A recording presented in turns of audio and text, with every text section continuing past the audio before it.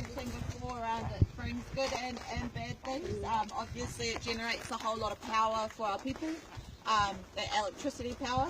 But at the same time it's hideout decimated some of our tuna mahinga kai downstream, and with the development of the dam, yeah, just a lot of the natural waterways that our river took, yeah, changed.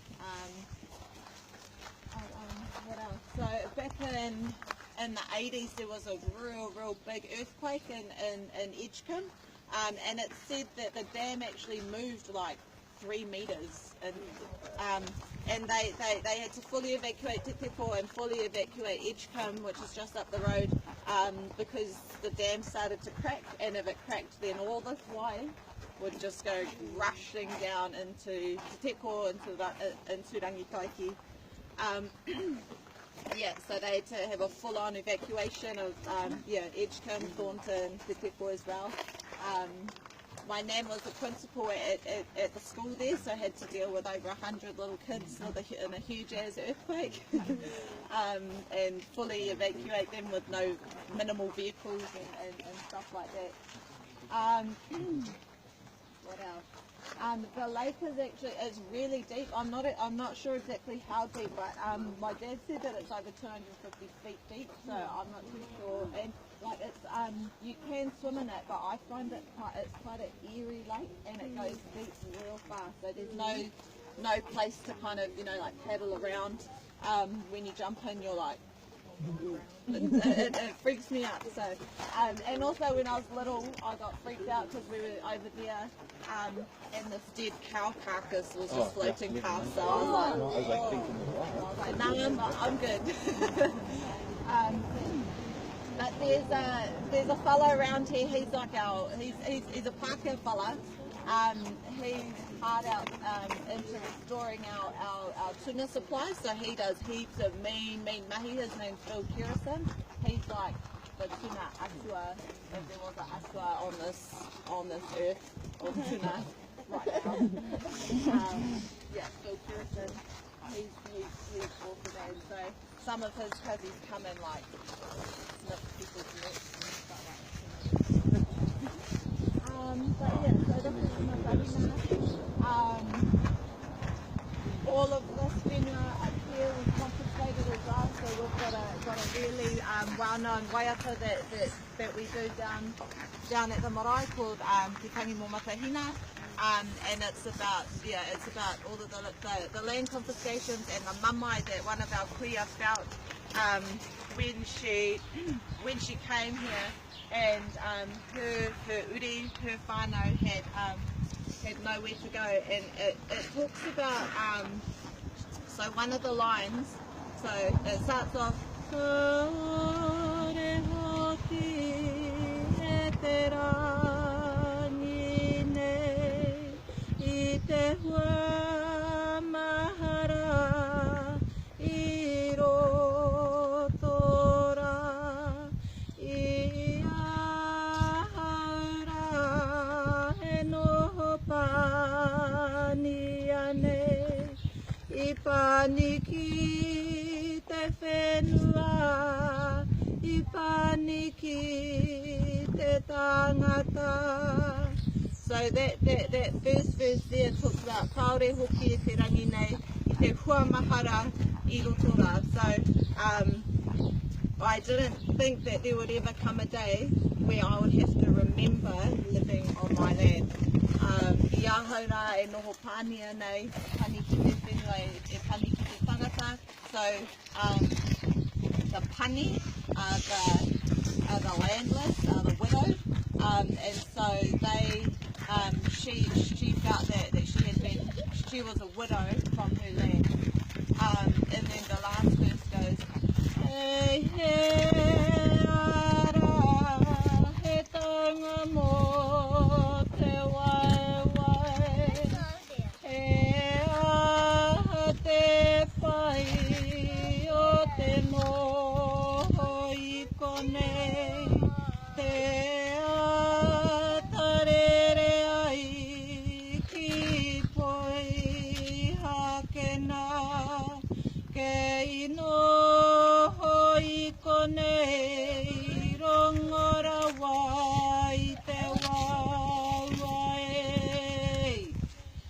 that first line, kei hiara he taunga mo aku waiwai, so there is no longer a place for me to put my feet. Hea ha te pai o te noho I konei, what is the good of staying here? Te ata rere ai ki koe hakena, we may as well pack up and move over to Port Jackson, which is also known as Sydney, over to Oz. Kei noho I konei rongorawa I te waiwai, because if I stay here, my heart will continue to break, and you'll continue to hear the clanging of my heart, I guess, is what that's saying. And I get really sad when we sing that song, because a lot of our whānau are moving over to Aussie, and that further increases that disconnect that I talked about last night around, you know, how are we Māori supposed to be who we're destined to be when we're disconnected from what makes us us? And a lot of our whānau going over to Oz are, you know, continuing to be disconnected, and that's happened to a lot of my whānau. My dad's the only one out of 6 that still lives in New Zealand. The rest of his brothers live over in Oz. Same with my cousins. They, a lot of my cousins have only ever been to our marae once or twice for my korostangi, so my dad's dad, and they don't have that connection here. They haven't walked our maunga, they haven't klommen our awa, because they were brought up further away and ended up moving away at a young age. But like I said, because there's someone here, like my dad, because there is a Ngahi Ka, the Coates whānau will always be able to come back. So some of my cousins over there, even though they don't necessarily know the whānau here, there will always be a place for them here, but they don't necessarily know that, which is a sad thing. So yeah, that's why we, Mum and Dad, have moved a little bit closer to Te Teko. They live in Thornton now, so that and I spend as much time back at the marae now, after my gallivanting years down in Otago doing what I want. I'm thinking of my wider whānau and my uri to strengthen our connections here, so that they know that they have a place to come in times of hardship, or just whenever they want, because this is where they belong. This is where our blood runs. So yeah, that song's called Te Tangi Mo Matahina, yeah, which is this area. Down there is Te Mahoi village. It's it's a rocking village. Kia ora matua. These are our we just got it all food down from Auckland, from Unitec. I'm just taking them around. Hello everybody. Yeah. Very interesting. Very interesting. I'm part of your whānau with the Coates and all that. Anyway, I'm here just for the curiosity of it, to see where you all come from, and of course now, and listening to our here over here, doing the Whai Kōrero. I just want to put you in a perspective where we are within the Bay of Plenty, and of course our awa, that I'm going to tell you.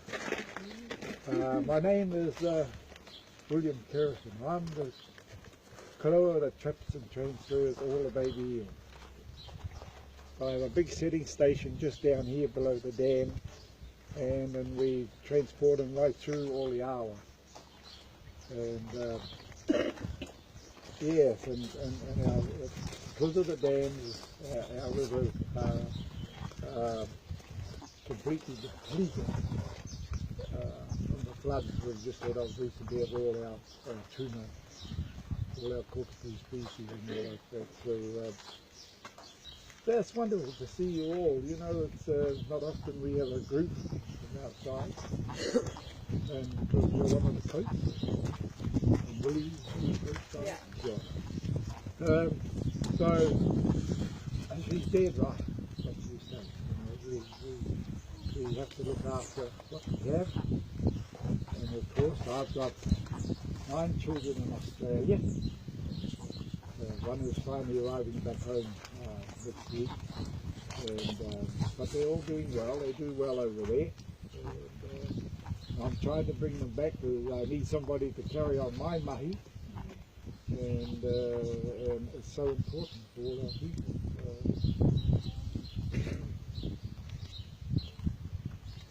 Ko Ngāti Aho, Tīwhiri Tō, Tiarawa, me Tainui atu. So, how long have you been back? Oh, I'm living in Rotorua, but just come back as much as I can. Oh, true, and you're going back. Yeah. But